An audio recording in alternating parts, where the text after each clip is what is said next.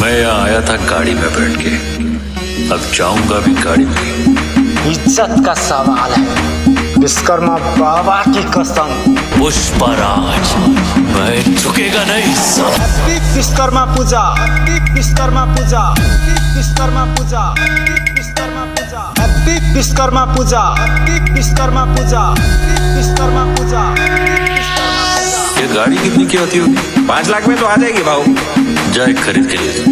अब पास में इतना पैसा है तो पैदल जाएंगे, अच्छा लगेगा क्या? जा गाड़ी लेके आ। हाँ, लाल रंग की लेके आ जा, वरना मैं यहाँ से हिलने नहीं हुआ, झुकूंगा नहीं।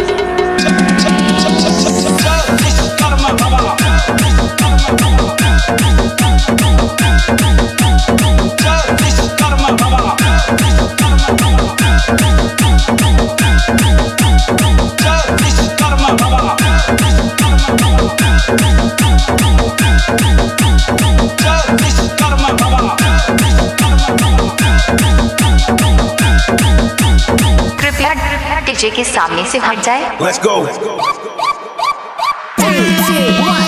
DJ संजय सम्राट, संजय सम्राट, संजय सम्राट।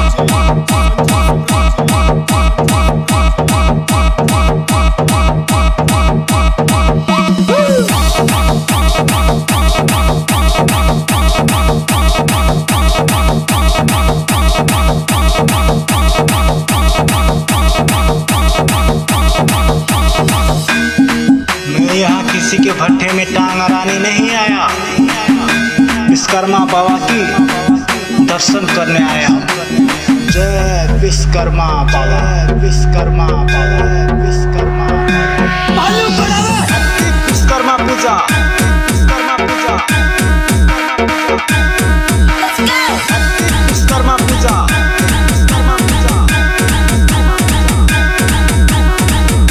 विश्वकर्मा पूजा।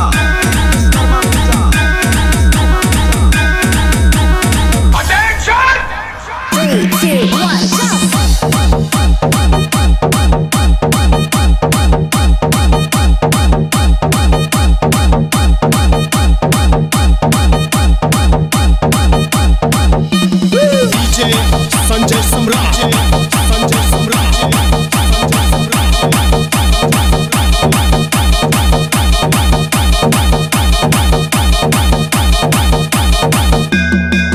विश्वकर्मा बाबा की जय,